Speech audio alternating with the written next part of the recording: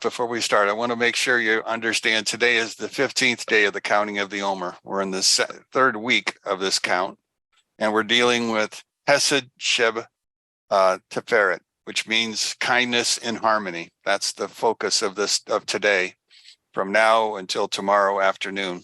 That's what we should be focusing on.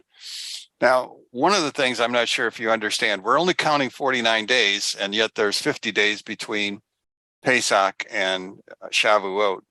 And the reason that there's only a 49-day count is because the first day is the day that they had the Passover meal, and they really didn't move. They hadn't left Egypt at that point. So the count actually begins with the exodus from Egypt and moving towards Mount Sinai. So I thought I'd share that with you in case you'd never seen anything like that before. So we're going to deal with the idea of how Tiferet kind of blends together, makes harmonious the ideas of Tiferet, which is really truth. And so we're going to be talking somewhat about that in the course of our subjects tonight. But tonight, we're really not going to spend time talking about the counting of the Omer. We're going to spend our night doing legalese. I find these 3 chapters. In fact, I was listening to a couple rabbis, and they were excited by these chapters because there was so much legal understanding, so much that would require a law degree. In fact, one of the rabbis I like to listen to, Bereshit, try it again. He is a lawyer. And so this is his favorite time of year, just going through these 2 chapters. And so he spent a lot of time talking about all that's going on. But, when I went and thought about it, I realized, last week we talked about kashrut. We've talked about Shabbos, and we've talked about the idea of, God. Do you know they take up less verses than this section does? Saras takes up almost 100 verses. So there's a lot to it, except for the fact that we have to realize it doesn't exist today. In fact, according to most understandings, Saras disappeared about 270 years before the temple was destroyed, the second temple. Telling us probably more than what we want to know is that the world was changing, and so was Israel. The Cohens weren't there that they needed to call on, and the righteous people were not as righteous as they had been. And I guess if I was going to make a comparison, I'd compare it to Noah. Remember, Noah was righteous in his generation, but compared to Abraham, would not have been so. And so as we're looking at what's going on, this idea of Saras, and I use the S sound as opposed to the T sound. I'm doing Sephardic as opposed to Ashkenazic. But the understanding is the fact that this illness that God knows will diminish takes so much of the chapter that I had to ask myself the question, why? Why are we spending this much time dealing with this subject? And then we have another section called Metzora, which is dealing with the person who develops Saras. So it's one of those things that seems rather strange until one realizes that everything in the Bible, everything in the Torah, was not meant to be something that we could just gloss over, that we really had to go down into the text. And that's what they wanted. God wants us to go down into the text, to really dig and to understand what's going on. Now, I want you to look at 13:2. We're not going to spend much time doing all around the Bible, but this verse really is important because it begins, if a person will have on their skin of his flesh a seats, sapphakos, a banneret, or you will become sarets, an affliction of the skin of his flesh, and he shall be brought to Aaron the Cohen, or to one of his sons, the Kohanim. The word that I want you to focus on is if a person. You see, that's an English translation of a very key word, and that word is Adam. in the Bible, there are 4 names given to man. The highest of these 4 is the name Adam. It's the one that's associated with the righteous. That is the most clarifying idea I can come up with. And Adam was a Zadok in those days. He studied, he found himself purifying himself, reaching the point of being what we would call perfect. Now, he was never perfect, but he was reaching that goal. In other words, he had begun to change himself completely.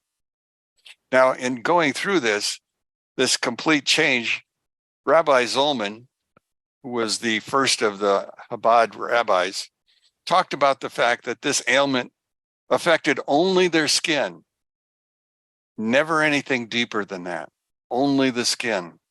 And because it only affected the skin and the fact that it wasn't internal, talked about the fact of how perfect the man or woman was becoming, because it was only skin deep. In other words, it was our surface that had to be cleaned up. That's the reason that Zaretz was given to these people. For even one of such a lofty level at times needed to be refined, as the more I think about it. Now, skin deep, that becomes important to me.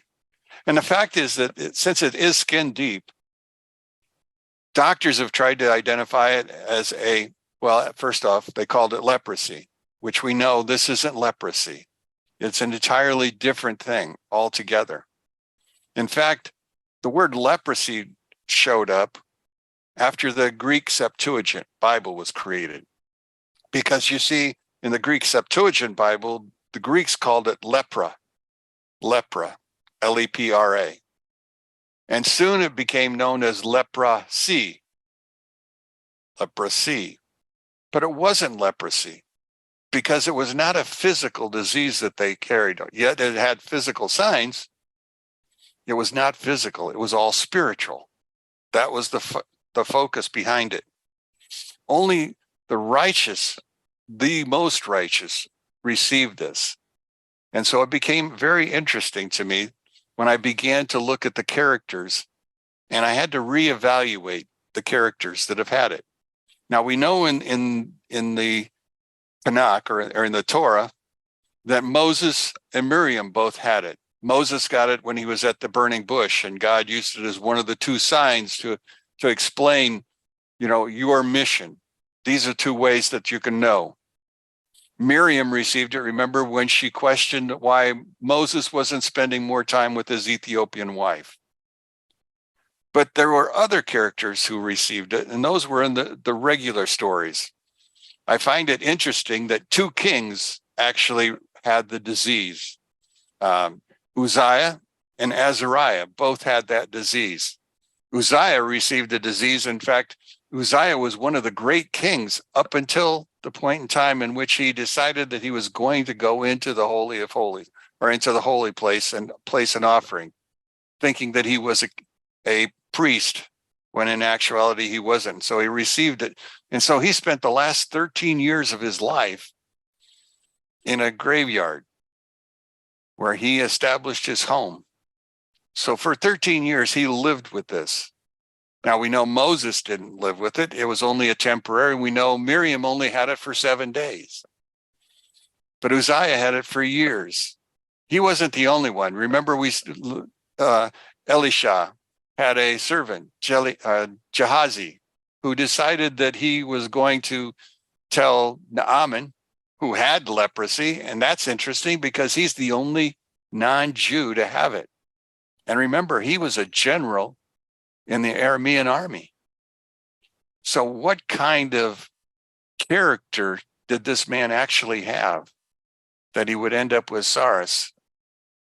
Well, that's not the only ones. We know that there were 4 men who had SARS who went into Sennacherib's camp after God destroyed the Aramean army and saved Jerusalem.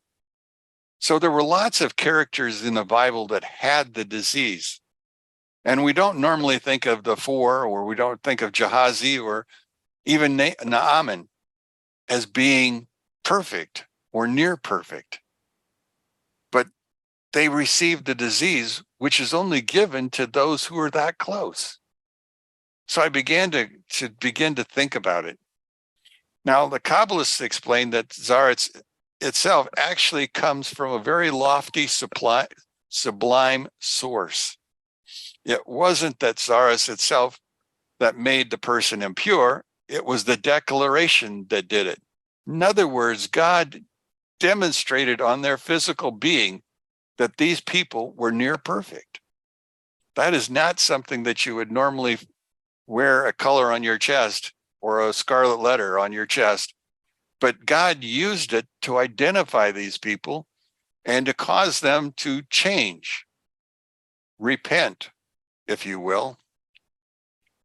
Now, in the process, each of those, when they had it, had to call on the Cohen. Now, in the beginning, it was Aaron. Then it became Aaron's sons, and then it became sons of Aaron. As we go through, we understand that by the days of Samuel, remember Samuel was the Cohen, Eli, was the Cohen, Eli was the Cohen at that time, and his two sons were far from perfect. And so Samuel at that point in time stepped in to become what we would have called the high priest. So the characters themselves began to do what's called in Hebrew, Yored Toledot, the descending of generations, until finally Zaretz disappears. Now, in understanding this, we also have to understand that Zaretz is also a judgment. Hard to imagine that you're judging perfect people, but again, their perfection was so great that God was interested in even the flaw and changing that and making it what he could. So think about it in those terms.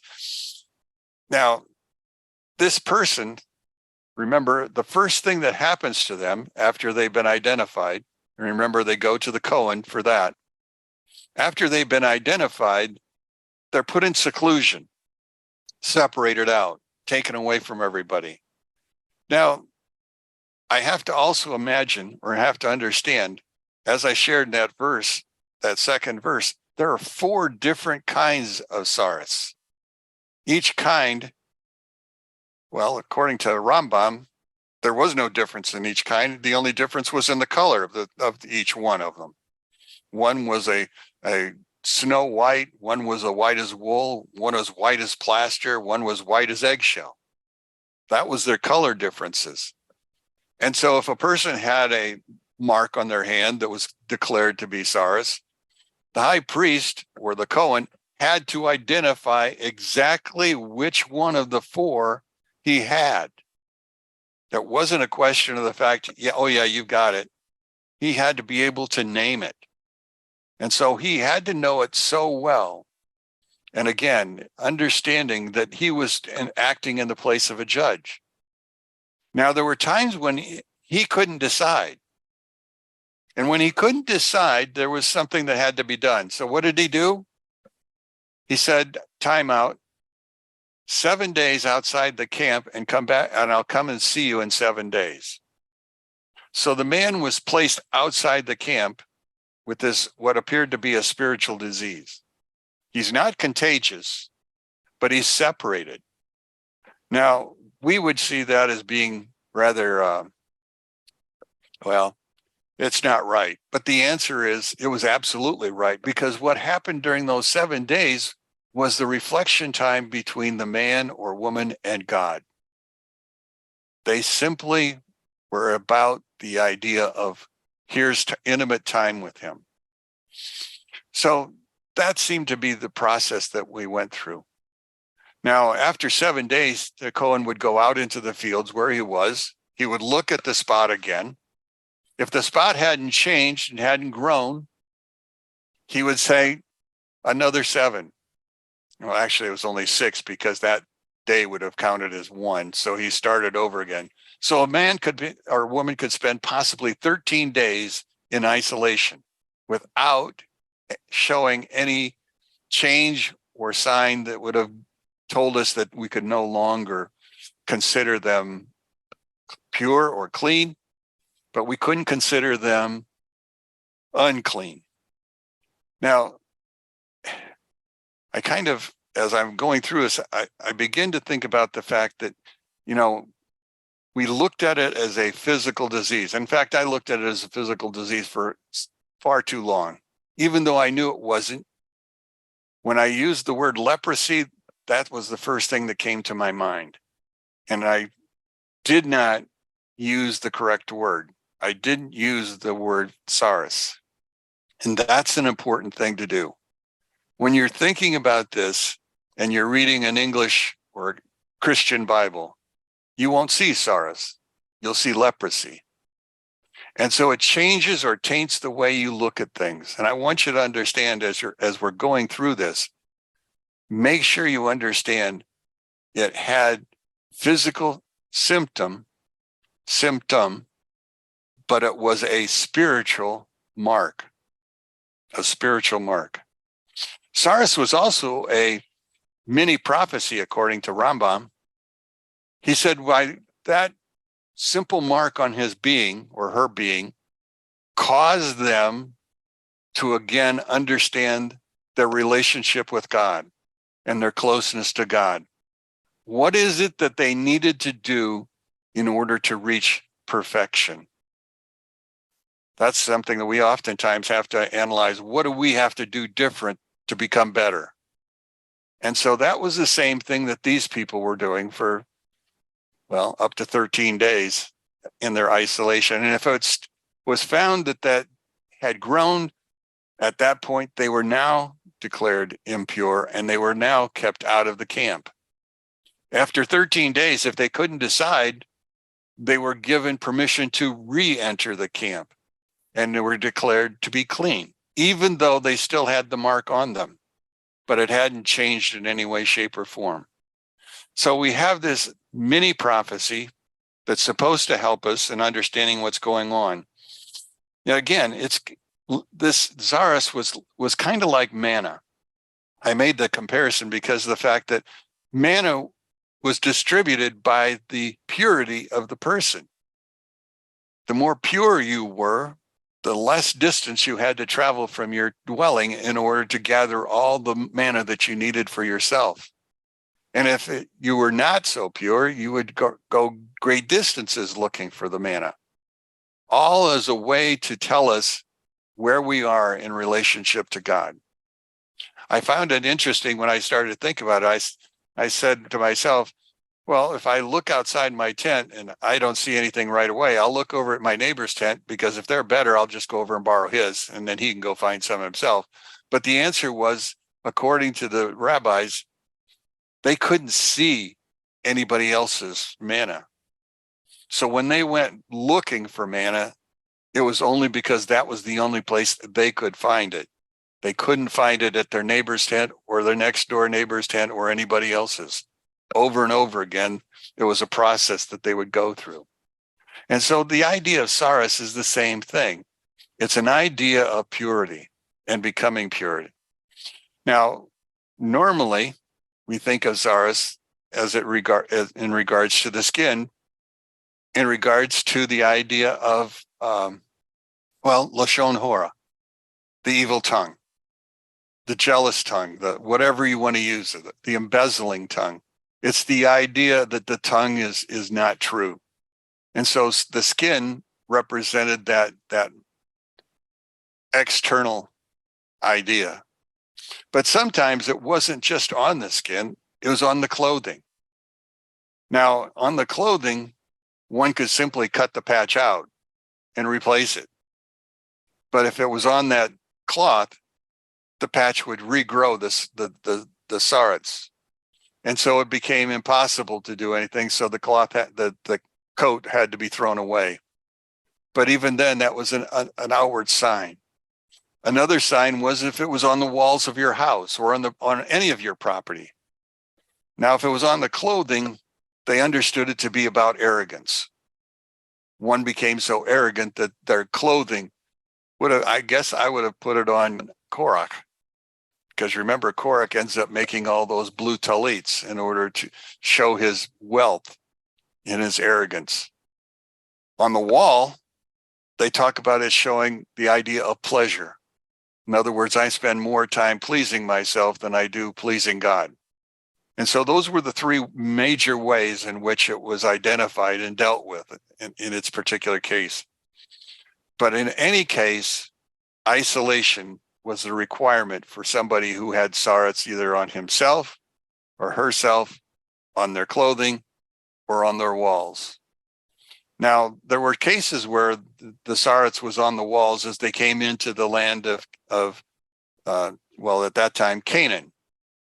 And there was situations where the walls were marked with leprosy so that the people there would tear down the walls, because if a house became leprous, or became Saret, they tore down the walls. And in this case, as they're tearing down, many found wealth or riches that had been hidden into the walls. And so therefore it was actually a blessing, a prophetic blessing of sorts. Now, Rashi would talk about it. In fact, I want to quote Rashi here. Because with his evil speech, he separated man from his wife, one person from the other, so he will be separated.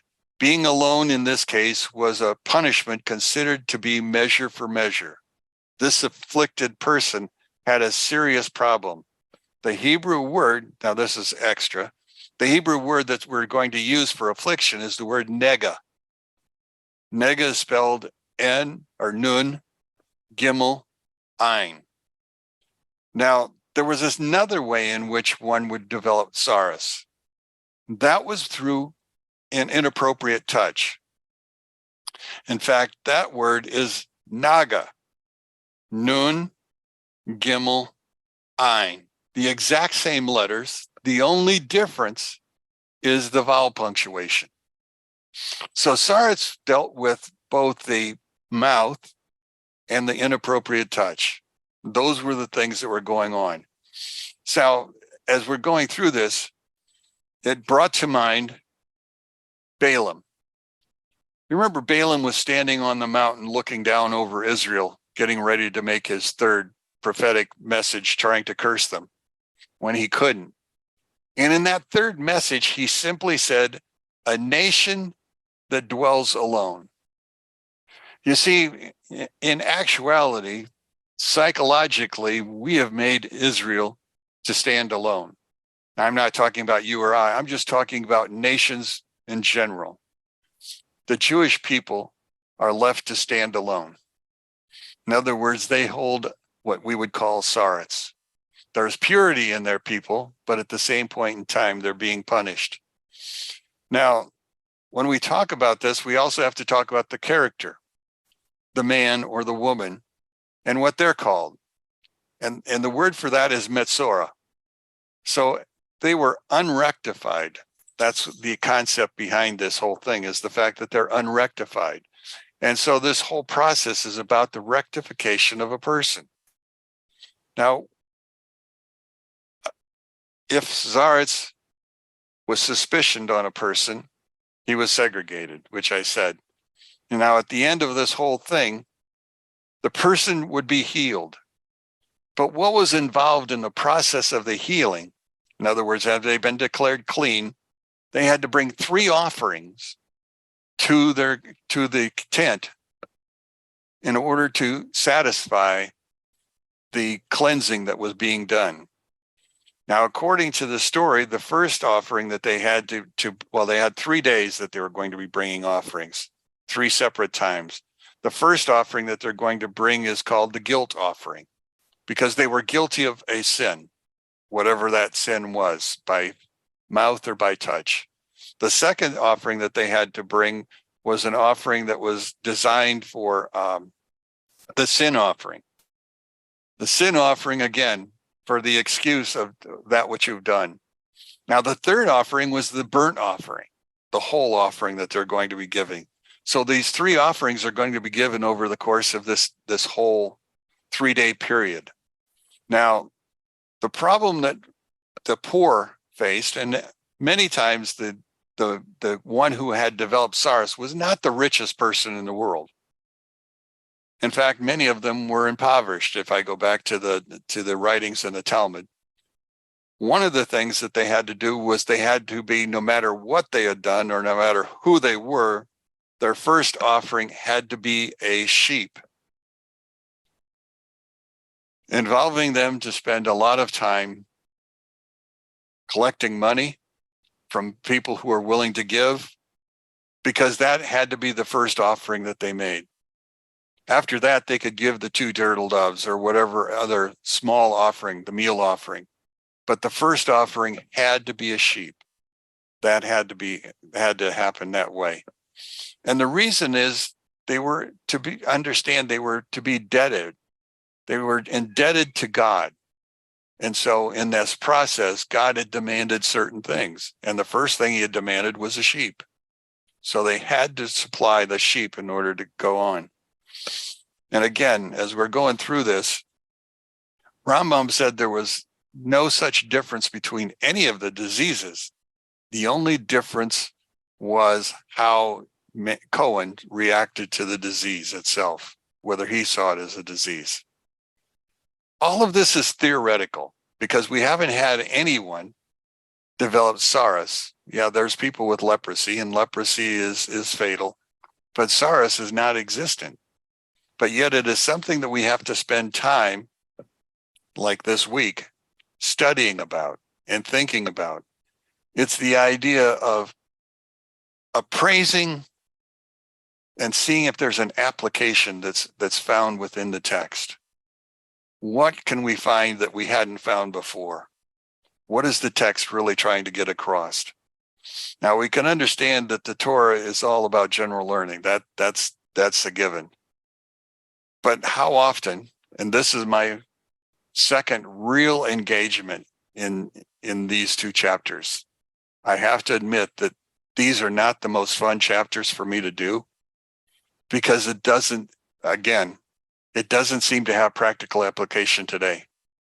But there must be something in there that I still have got to go back and dig through. And so I'm not done going through them, but I'm done at this point trying to understand what I know at this point. So SARS then is something that we're going to have to deal with, because if you didn't know it before, please understand the Mashiach will be said to have leprosy or had Zaretz. Excuse my Christianese. But the Messiah will actually have it.